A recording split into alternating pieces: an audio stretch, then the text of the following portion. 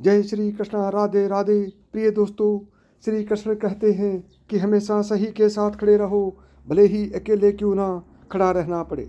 Number 2, Gita में लिखा है कि अपने बीते हुए कल को त्याग देना चाहिए, क्योंकि उसका प्रभाव आने वाले कल को दूषित करता है।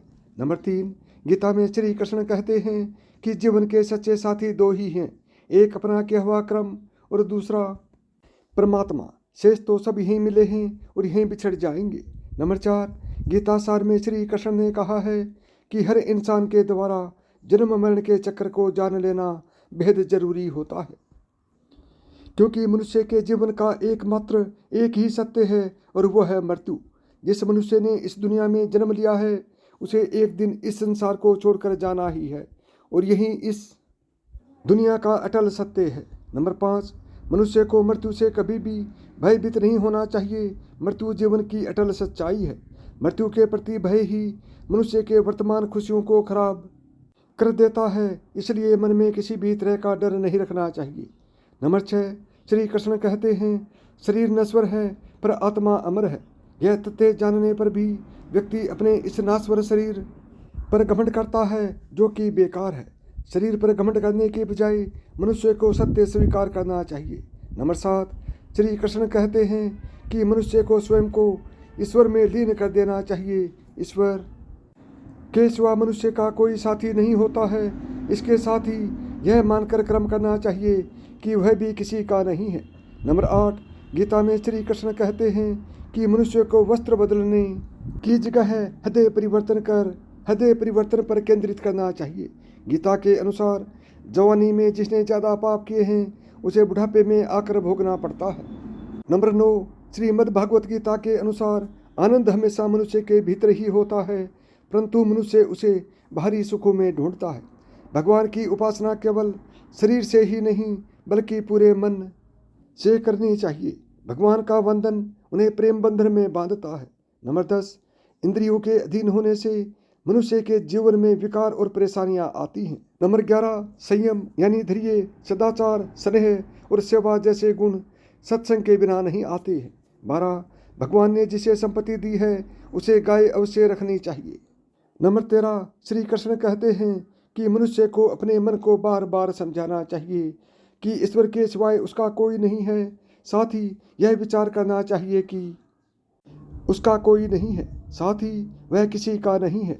14, श्री कृष्ण कहते हैं कि स्त्री का धर्म है कि रोज तुलसी और पार्वती का पूजन करे। नंबर 15, मनुष्य को अपने मन और बुद्धि पर विश्वास नहीं करना चाहिए, क्योंकि ये बार बार मनुष्य को दगा देते हैं। खुद को निर्दोष मानना बहुत बड़ा दोष है। नंबर 16, भगवान इन सभी कसौटियों पर कसकर जांच परख कर ही मनुष्य को अपनाते हैं।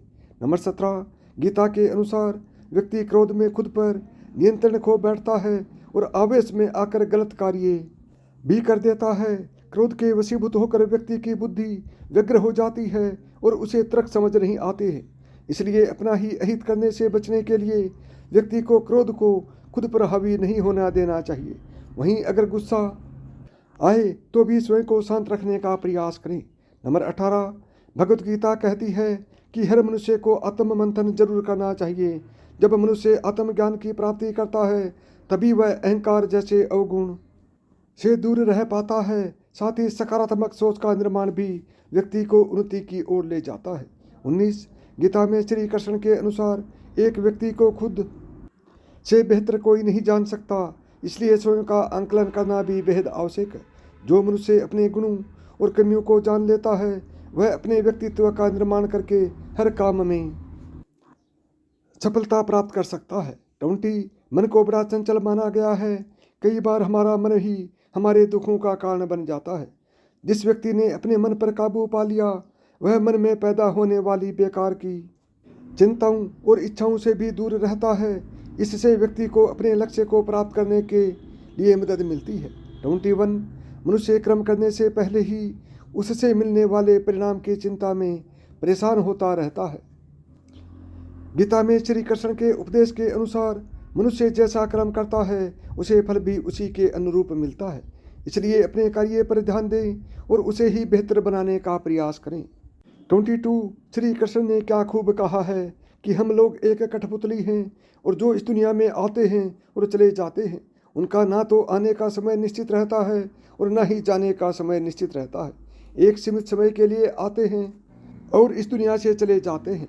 इस बात को श्री कृष्ण अपने इन अनुयायियों में कहते हैं कि कोई व्यक्ति मिट्टी से ही बना है और वह मिट्टी में ही मिल जाएगा। 23 इस दुनिया के लोगों की यही परेशानी है कि वह किसी बात को लेकर चिंता करते रहते हैं और दोस्तों की ज़िंदगी में नज़र डालते हैं और देखते हैं कि उनकी ज़िंदगी कितनी आसान है, कितनी अच्छी है, पर वह अपनी ज़िंदगी को बुरा कहते रहते हैं, चिंता करते रहते हैं। हर व्यक्ति के जीवन में किसी ना किसी बात की चिंता परेशान रहती है, पर उसका अपना जीवन कभी अच्छा नहीं लगता है।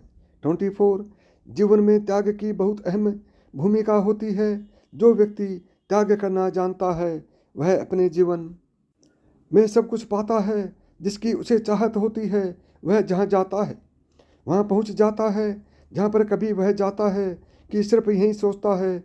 ऐसे जहाँ को हासिल करने के लिए हमें अपनी ज़िंदगी में काफ़ी कुछ कहा जाता है। 25 अगर हम त्याग नहीं करेंगे तो इस जीवन का कोई उद्देश्य नहीं है। जीवन में बने रहना जरूरी है। त्याग से हमारे खुद में बदलाव होता है और जीवन में भी सुधार होता है, इसलिए त्याग करना चाहिए।